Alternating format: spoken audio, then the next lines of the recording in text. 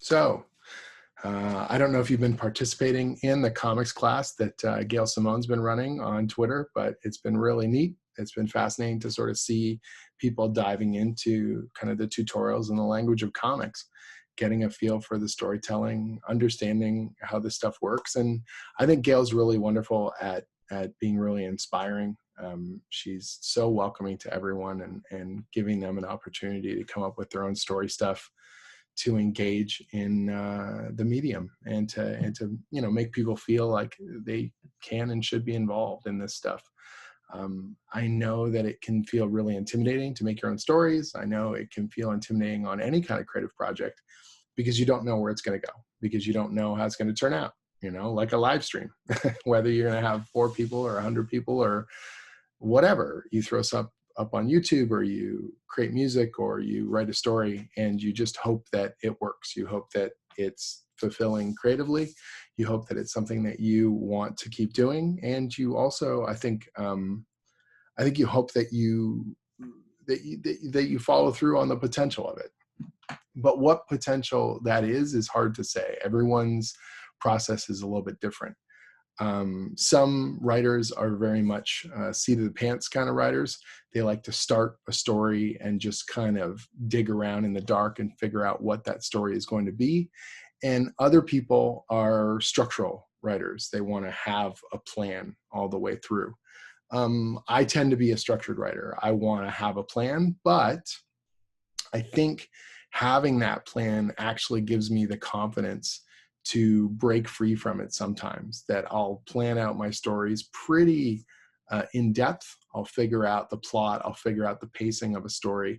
And then as I'm going along, if something doesn't feel right, or in the moment I have a better solution, I can adjust that plan. I can shift it in place and see that it's going to still work. And so that's kind of exciting to know that, for me, the plan is like, it allows me to be more fearless in a way, because I know what I can fall back on if I need to. I know what the baseline is going to be, no matter where the story sort of goes. So what I'll do is I'll show you some examples of comic script.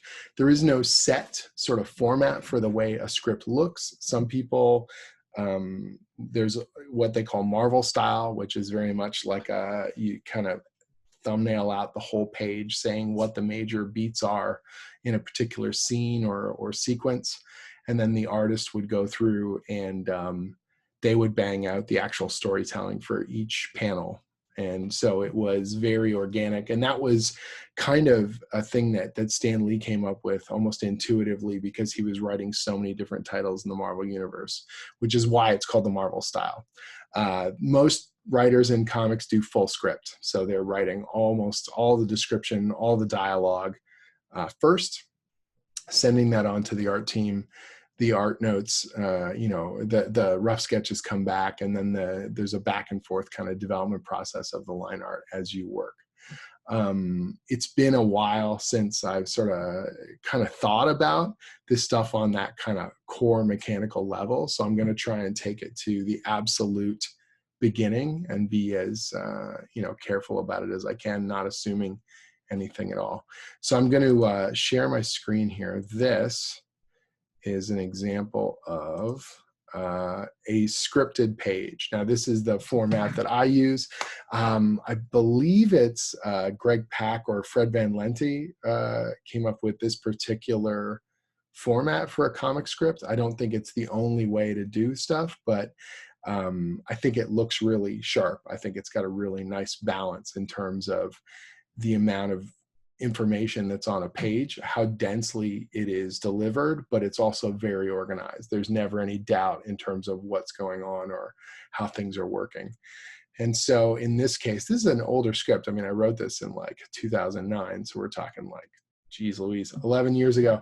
But when you look at it, you're trying to be descriptive. You're trying to give a feeling and an atmosphere. The script generally is not for the general public. It's for the art team and for the editor. And so they need all the information that's required to tell that story, but they're also not going to worry about, you don't want to go so insanely in depth that they don't feel like they can have any input on that process. So I'm trying to be as descriptive as I can, give an impression of the action and the moment, and then play that, you know, into the actual pages. So there's some brief description here, trying to be evocative and punchy with the dialogue because it's an action-packed kind of script. The, you know, dialogue is pretty short. For myself, I find short dialogue during combat allows us to keep a sense of momentum and speed. Some older comics, particularly the superhero stuff, they would have characters flying through the air with entire soliloquies, like speeches happening while they were jumping. And I felt like it was always a little bit insane. Now, obviously, there is, you know, suspension of disbelief. Characters saying stuff even in the middle of a punch is kind of bonkers, but keep it short, keep it, you know, sort of snappy. And to me, that feels like a bit of a better balance between the two. So I go through and there's just quick description. One of the things I've got is very clear page and panel numbers so that the artist instantly knows, oh, okay, this is a 4-panel page. This is a full page splash. This is a dense dialogue page, or this is a more open kind of action page. Everything is also numbered, and the reason why is so that when the letterer is working away, if I need to tell them to move a particular line, or if I need to add a line, I can tell them between, you know, letter 4 and 5, we're going to add a new line. It's going to go right here, panel, you know, 3, upper right-hand corner. Or I can even sketch over top of an artist's rough sketch and just go, look, here's where we're going to need this dialogue, or here's how it's going to flow down the page. Most of the artists that I work with now, they actually sketch in the rough balloon placement for where this stuff's going to go on the page. And that way we all know how the storytelling is going to work and what the flow is going to be, and so on. So here we go, page 3. So again, more description where required, trying to keep it as terse as I can, but also very kind of evocative. I don't get into a lot of specific kind of insane amounts of description, but again, enough information, and it's consistent from page to page what we're talking about. Let me show you how that looks. You know, staring at text on a screen is not always exciting. Let me show you how this looks in the actual finished comic here. I think I've got it in one of my PDFs. There we go. All right, let me just share that sucker. Dun, dun, dun. I think it's this one. Let's try it. No, it's a different, that's Wayward. All right, we'll do a different one. 1 second. I will find this. We'll get this interface going here. I've got the actual, I can do the, I think I need to open another PDF and then it'll pop up. All right, hopefully that works. Let's see how that works. Sorry, there we go. All right, so here's the actual PDF of the issue. What I'm gonna do is I'm gonna go full screen and display 2 pages per thing here. So the artists I'm working with on this particular issue are really quite amazing. Chris Stevens and Edwin Huang. Got a Misty Coates on colors and Marshall Dillon doing the lettering. That big open page splash is always a great way to kind of dive into your story. Not every story has to be a full page splash to get things going, but if you want action and you want to grab someone's attention, it's definitely one of the easiest ways to do so. What I've done here is I've done 2-page display, and the reason why is I want to show you how it would look if you were looking at the physical printed comic, that these are the 2 pages that would face each other. And I think that's one of the most important things about comic storytelling that's kind of different than almost any other medium. We have the page turn. So you organize your thought process and you organize your storytelling on a printed comic in these 2-page sequences. And so the way that these 2 pages interplay off of each other, the way these 2 pages flow down, and then how you're hooking the viewer, the reader, to the next sequence, whether it's changing scenes or whether it's surprising them on that page turn, or whether it's action-packed moments that you can reveal on those page turns. That's one of the most important kind of aspects of the language of printed comics. And it's something that is really unique to the medium, because whether you intend it or not, your eye is sort of constantly taking in information from the upcoming panels or the panels before. You're seeing these in sequence, and they're kind of, animating in your mind as you work your way through it. But that page turn is where you're able to create that punch. You're able to create those big moments if needed. So I try as much as possible to organize my scripts into pairs, or into, setting things up and paying them off. In some cases, I'll push and pull scenes to try and get an even number of pages or a big reveal on a page turn, if at all possible. So this page turn is a complete scene change. It's the next morning. And so there's a really nice feeling that the previous scene at night ends, and then we turn the page and bam, we've got a fresh start for this next sequence with the characters. Feels really natural, and it feels very organized, and it's got just a clean sense to it all. One of the things I love about Chris and Edwin's storytelling here is the way they're using the paneling, the way that they're cutting between these longer shots and close-ups for effect, just like you would in a movie, close-ups for emotion, pulled back for action, and then just giving you real clear senses of what's happening, the little moment to moment transitions here. I love this particular bit.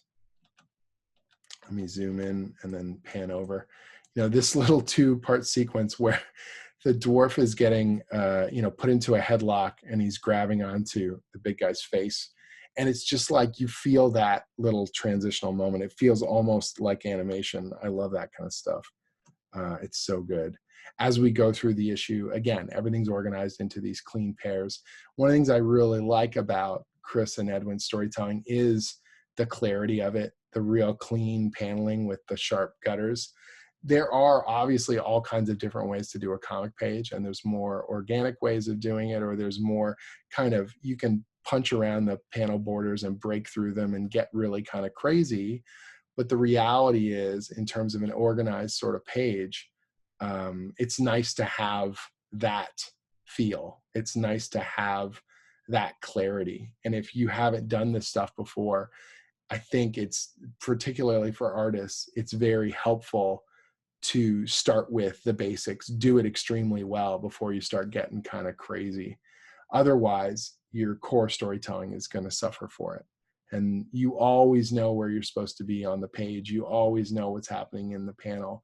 And that's the quality of the storytelling here, the quality of the drawing, and the quality of the colors too. They're really, really clean, sharp, easy to follow, easy to understand. There's a reason why the peasants have all got these dull kind of earth tones, and our main characters and the more elaborate characters that are the victims here, or interacting with them, have got brighter colors, have got more pronounced colors, so that where you're supposed to be looking at the page. You're not staring at a background character. You're not overtaken by the detail. Your eye is resting exactly where it needs to go. It's just super, super good stuff. Again, these kind of moment-to-moment transitions, the fact that these panels are all the same size also means it creates a rhythm. So when you read this particular page, you're reading this, and you will spend approximately the same amount of time on these 2 panels, and so on and so forth. The smaller the panel, the less kind of real estate it has on the page. You're getting those little kind of staccato moments, and then the bigger blowout moments for action as we go. These 4 panels are all the same size, so there's a sort of rhythmic quality as we follow it down. And away we go. So it's an interesting kind of thing to look at an older story like this that I made, and to see, the strengths of it, to see the flaws in it, to understand what we did well. Every so often I sort of chuckle at a joke that I wrote, or, realize something worked kind of better than I even recalled in that way. So it's kind of nice to be able to see it. And every storyteller that you work with is going to have their own way of doing this stuff. They're going to have their own process. And part of your job as a writer is to find those methods, that work best, and to find what a particular artist wants out of a story that they're going to be, collaborating with you on. Before I even start a project, once I know who that artist is, I want to fine tune that story, or I want to build that story from the ground up with them to make sure they're happy with what's going on in the script, that they've got stuff that they're excited about, and in turn, that means that something like Wayward is a lot more playing to Stephen Cumming's strengths and the kind of character drama that he enjoys writing. Skullkickers is exactly what it sounds like: much punchier, much crazier, action-packed and kooky and ridiculous. And so that's really part of your job as the writer, is to find those moments and to find those things that really speak to the collaboration that you're going to be doing with your artist, that you're not just kind of steamrolling them and trying to write the exact same way every single time, because that's not how this stuff works, not in practice and not in reality. So you look at something like, here's Wayward. I'll show you the script page for that. So here's the first script for Wayward. It has a much slower opening. So we wanted to build up this atmosphere of a character arriving in a place they've never gone before. In this case, it's Tokyo. And so she's talking about the place. She's talking about her feelings. She's getting sort of worked up and afraid of the things that are going to potentially be happening in her life. And as we describe that, there's a really neat kind of buildup of emotion and background and lore of this character. So instead of having the big full page open, we get like, I think we get 3 full pages of chatter and her kind of internal monologue and her thought process and her fears and her emotions, and then the big payoff of the actual kind of opening scene. And so it's a slower build, but that creates a very different impression. So let's see what that looks like.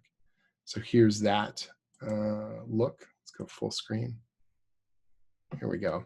So again, we've got the rhythm down the page, very kind of widescreen, almost movie feel to it. This buildup of her. One of the things I specify in the script is that she doesn't look at us and we don't see her eyes until the last panel on the 3rd page, that we have a sense of who she is. And again, color-wise, you can see she stands out against everyone else, but that we don't really see her.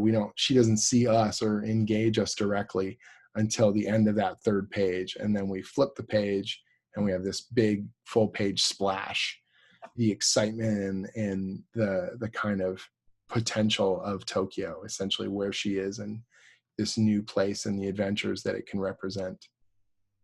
And then as she goes through, it's a lot more character focused. It's a lot more dialogue focused. It's a very different feel from what we were doing in Skullkickers, but that's by design. That's by what Stephen's strengths are, the kinds of story that he and I wanted to tell here, and the feel that we wanted to have.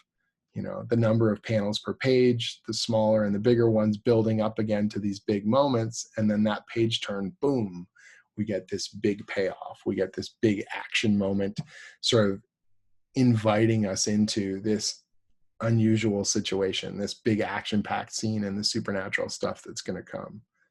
So it's fun stuff to imagine in your mind as you're writing it, and then to see it all kind of come through on the page is even more exciting, because you realize that this is coming to life.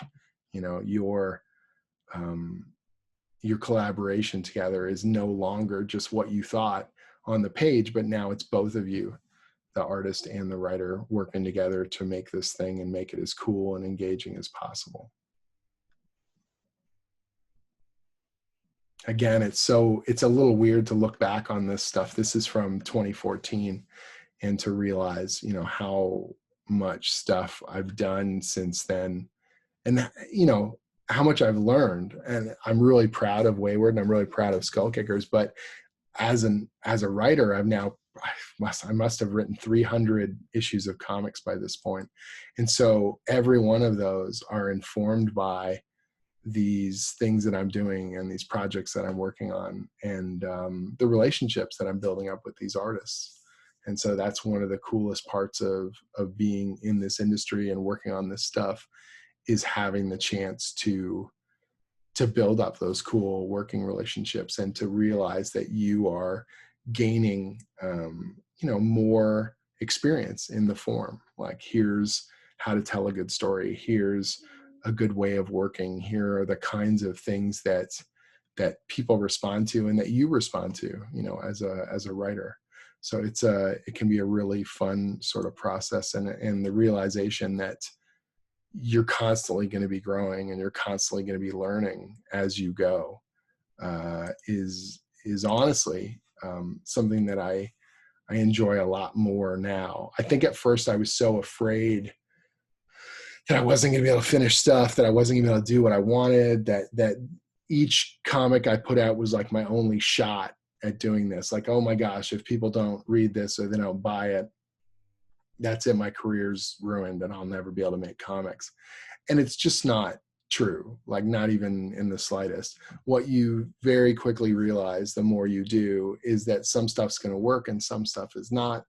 Some things you'll be really proud of and no one will respond to, but that doesn't mean it's not worth doing or that you haven't learned from it. Some of the working relationships you have are really going to test you in terms of your own skills and your ability to communicate and stay organized and stay motivated. A creator-owned project, I think, is harder than a commercial project. And the reason why is because a commercial project has set rules and goals. You know what the deadline is. You know hopefully what the client wants most of the time. There is an approval process. You're going to get paid, all those things that go into those commercial projects. They kind of force you down a path to get stuff done, despite yourself. With a creator-owned project where the deadline is more amorphous and the end goal, will people even respond to it because it's something new they haven't seen before, because it's not an established property that they've heard of? I think that's a lot scarier, and it's a lot easier for you to freeze up and not do the work, or not complete the work in particular. I think it's easy to start. I think it's easy, not easy to start, but easy to get excited about starting a creative journey and the brainstorming and the potential of it, because that's the fun part, is when it's easy, when everything's possible. But when you actually have to get down to it and build the schedule and make the thing and get past page 1 and get past page 20 and put a stamp on it and essentially say, this is what we've made, I hope you like it. That's a very daunting thing, particularly when you haven't done it before. And now that I've done it this many times, it's a much more enjoyable process, because I know I'm going to get through it, because I know we're going to get done, because whether or not it's perfect exactly the way I saw it in my mind, there will be another one. And I think for people who have not done this before, if you're learning about creative writing or you're learning about making comics, that's one of the hardest things early on, is that feeling of, well, what do I do if I can't finish it? Or what is this worth? Will anyone care? Will anyone read? Will anyone want more? And you can't let that color the process. You can't let that scare you away from making stuff. Because if you do, you'll never finish anything. You are going to be, a pretty harsh critic of your own stuff. And I can sit there and I can see flaws in what I've done, but equally, you want to be able to finish things and you want to be able to learn from them. And the best way to finish any of this, the best way to see what the potential is to finish something, to put it down, done, and say, okay, it's there to be judged. I have friends of mine who have wanted to do creative projects for years, And they haven't done them because of their own fear and because of their own fear of being judged for it, that it's not perfect, that it's not the greatest thing ever. And they build it up in their head that, well, now it's taken so long, it's got to be that much better. Well, now, they're getting older. If they don't do it, then, what worth do they have? Or they said they were going to make a thing and then they didn't. So I think they've psyched themselves out. They've sort of self-defeated. And not to say that I never have any doubts, because man, I absolutely do. But at some point you have to be able to push past that fear and make things. You have to be able to push past that fear and engage with people and meet artists and show your work and get critique and feedback and realize that it's not lethal, and you will keep making and you will keep building, and there's absolutely nothing wrong with that, and that it's part of the process as you go. So kind of went on a bit of a motivational rant there, but hopefully you find it a little bit useful as well. What I'll do is I'll show you a couple more little examples here. And then if anyone's got questions, great. I'll open it up for questions at the end. Otherwise, I'll wrap this little experiment up and we'll just have it in the archives. So let me show you again some more stuff here from that first issue of Skull Kickers. Here we go. So this is that PDF. And we end on, this is the last page, so we end on this nice cliffhanger, big visual moment, kind of surprise. The two mercenary idiots are now in deep and they don't know what they're in for, but it's going to be a bad scene. All of this stuff, if I look at it now, there's parts I look at and I think, man, we got too much dialogue, or some of it's not flowing as cleanly as it could. But on the whole, I think what pleases me the most about it is that the story is still clear, that from page to page and moment to moment, you know what everyone's doing and you know what their motivation is, that we've got this nice buildup of action. We have some fun, kooky interactions between the characters. You get a clear sense of their personality. That the first issue is kind of a storytelling unit, and it is an introduction. It's an introduction to what is our reader's expectation. With a book called Skull Kickers, this book is going to be frenetic and it's going to be fun and it's going to be action packed and there's going to be lots of monster killing and sass. And that's what we bring across. You know what I mean? On the whole, that's what this book delivers. It's got great action and it's got fun, kind of peppy dialogue, and it keeps you on your toes. And that's kind of the point of the thing. You will not be everything to everyone. You will not be able to deliver a story for all of mankind. You have to kind of pick your battles. And so for me, Skull Kickers was about kind of taking the energy that I had playing Dungeons and Dragons with my older brother when I was a kid, and all the sword and sorcery novels and kooky stuff that I loved growing up, and just kind of filtering that into a story and making it as fun and over the top and ridiculous as I could. And that this story didn't take itself seriously, but that was okay because that was the whole point. And we published this in a market that no one gave a damn about fantasy comics, and comedy was certainly not a core kind of demographic in 2010 that people cared about. The fact we're going through this sword and sorcery renaissance now obviously pleases me a great deal. But the key was I was making a story that I would have enjoyed as a reader. And that was more important to me than trying to follow a trend or do the exact thing that I saw someone else doing. I just wanted to make a book that I thought was fun, and the book that I thought as a reader I would have enjoyed. And so in turn, I think that energy comes through in the work. That doesn't mean it's perfect. That doesn't mean it's flawless. But what it means is it's got those qualities that I hoped it would and still do, you know? And when people tell me that the book means a lot to them, or that they've enjoyed it over the years, or it got them back into comics, all that kind of stuff, it's an amazing feeling. But none of that was why we made the book. We made the book because it was a fun and cool thing we wanted to see out into the world. And so if you you're the first audience, if you're pleased with the end result of it, if you're pleased with the building process, and if you're learning and growing from it, then you're doing it right.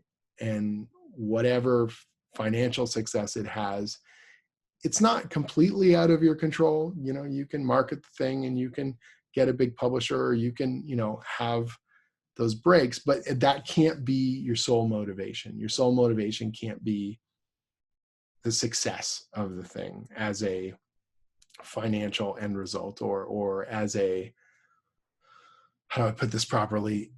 Like that sometimes I talk to people and they don't sound like they want to write stories. They want to autograph books, because wouldn't that be cool, you know? And it's like, if people have the book and they bring it to me, I want to sign it, of course, and I'm really proud to do it. But my greatest pleasure is making the thing and telling the story.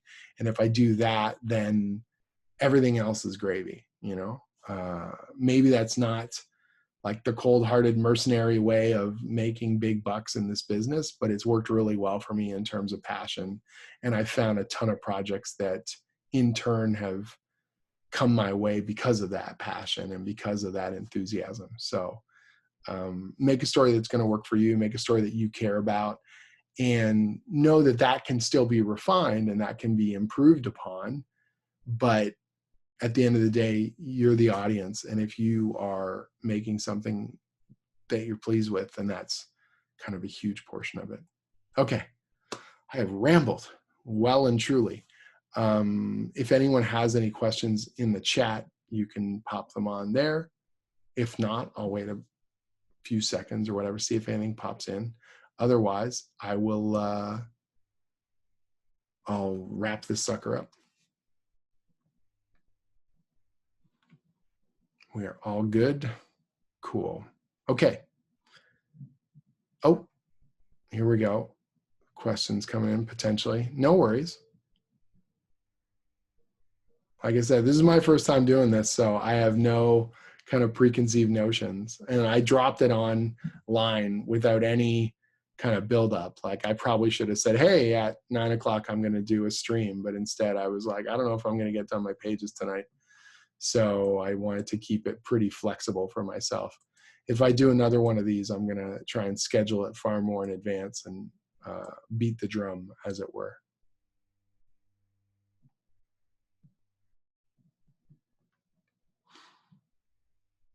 All right. So it says here, how do you make the choice between making a graphic novel versus writing a novel? If storytelling is the goal, how do you choose one over the other?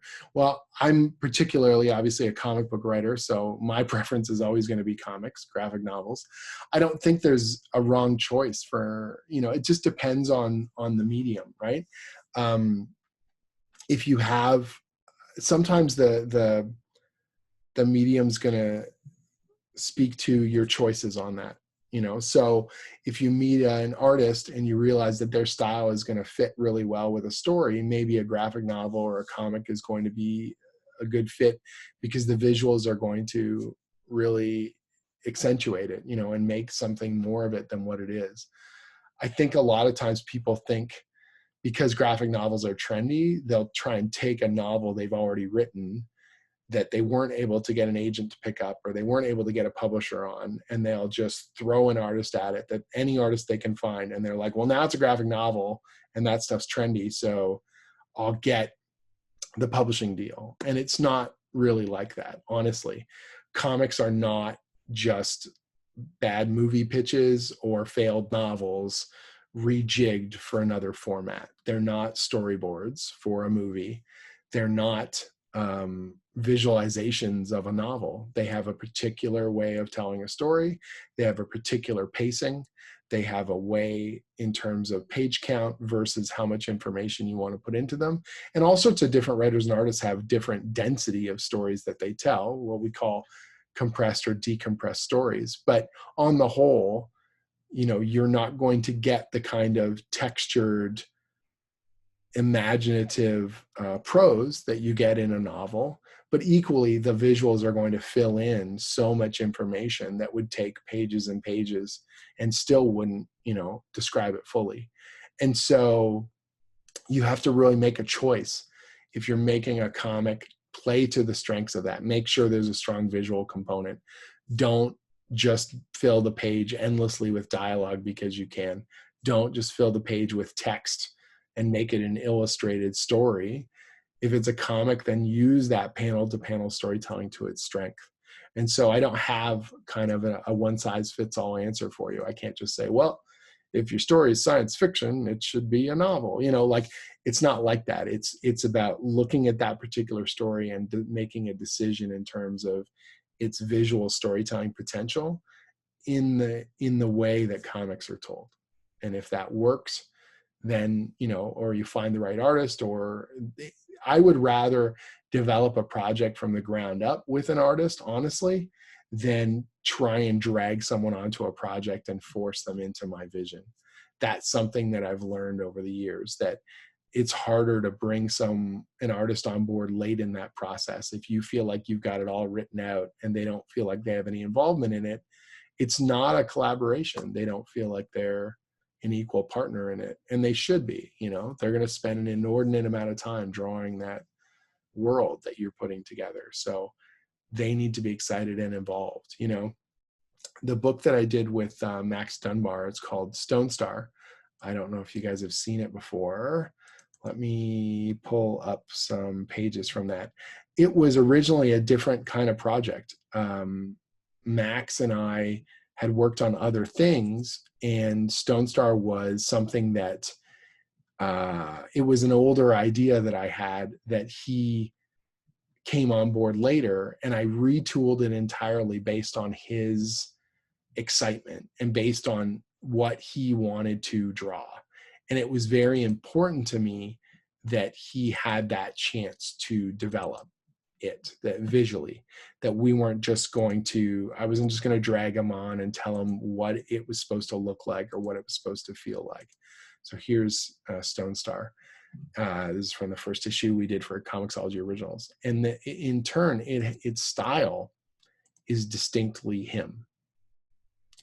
And that's what I love about it. I love that Stone Star looks like his work at its best. It looks like the kind of story that we're excited to build together, rather than it being me telling him, okay, it's got to look exactly like this and this character needs to be this way.